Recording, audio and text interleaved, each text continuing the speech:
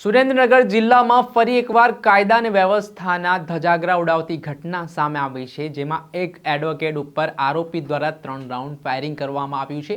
જો કે સદનસીબે એડવોકેટનો આ ઘટનામાં બચાવ થયો છે, પરંતુ આ ઘટનાથી વિસ્તારમાં ડરનો માહોલ પણ સર્જાયો છે અને આ મામલાના સંદર્ભમાં એડવોકેટ દ્વારા બજાણા પોલીસ સ્ટેશન ખાતે આરોપી વિરુદ્ધ ફરિયાદ પણ આપી છે। પરંતુ જે સમગ્ર ઘટના સામે આવી છે તેમાં જમીન વિવાદ આ ઘટના પાછળ કારણ હોવાનું મનાઈ રહ્યું છે।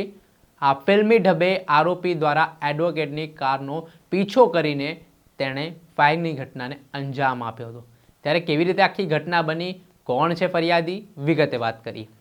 વૈષ્ણવજન તો તેને કહીએ જે પીડ પરાઈ જાનાને રે।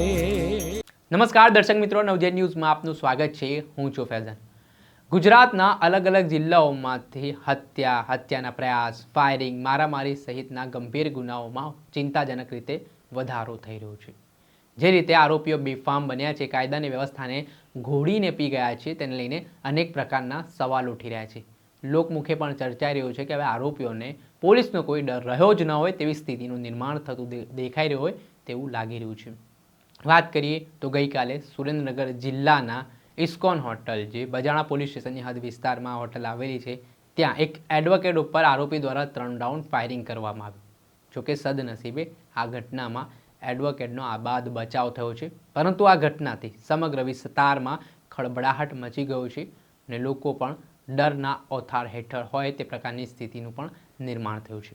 હવે ઘટનાની વિગતે વાત કરીએ તો દસાડા તાલુકાના જેજરી ગામમાં રહેતા જે એડવોકેટ છે સાજિદ ખાન, તેઓ વ્યવસાયિક એડવોકેટ છે, સાથે તેઓ જમીનના ધંધા સાથે પણ સંકળાયેલા છે।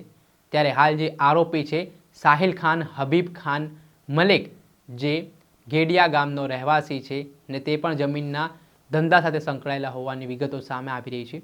ત્યારે થોડાક સમય અગાઉ એડવોકેટ સાજિદ ખાન પઠાણ દ્વારા જમીનના સોદા માટે આરોપીને બાનાખત માટે પૈસા આપવામાં આવ્યા હતા। જે પૈસા કોઈક કારણસર આરોપી દ્વારા આપવામાં ના આવ્યા અને આને લઈને છેલ્લા ઘણા સમયથી એડવોકેટ જે ફરિયાદી છે અને આરોપી છે તેમના વચ્ચે વિવાદ ચાલી રહ્યો હતો। આ વિવાદના સંદર્ભમાં ગઈકાલે એડવોકેટ સાજિદ ખાન છે તેઓ સુરેન્દ્રનગર જિલ્લાના દસાડા તાલુકાથી બજાણા પોલીસ સ્ટેશન હદ વિસ્તાર પાસે જે ઇસ્કોન હોટલ છે ત્યાં જઈ રહ્યા હતા। તે દરમિયાન પાછળથી ફિલ્મી ડબે સ્કોર્પિયોમાં આરોપી સાહિલ ખાન પઠાણ દ્વારા કચોલિયા જે બસ સ્ટોપ છે ત્યાં એડવોકેટ સાજિદ ખાનની કારને અટકાવવામાં આવે છે અને ત્યારબાદ તેમને ધાકધમકી આપવામાં આવે છે અને એટલું જ નહીં, આરોપી પાસે બંદૂક હોય છે ને તે બંદૂક વડે 1 રાઉન્ડ હવામાં અને 2 રાઉન્ડ જે કારના ટાયર છે તેના ઉપર ફાયરિંગ કરે છે।